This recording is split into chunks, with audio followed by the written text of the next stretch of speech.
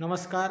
जिल्हा परिषद प्राथमिक शाळा बारसवाडा केंद्र डोणगाव तालुका अंबड या शाळेमध्ये रस्ता सुरक्षा अभियानांतर्गत रांगोळी व चित्र प्रदर्शनाचं आयोजन करण्यात आलेलं आहे. यामध्ये शालेय विद्यार्थिनींनी अतिशय आकर्षकरित्या वाहतूक चिन्ह रेखाटले असून या चिन्हाचा अर्थ खाली लिहिलेला आहे.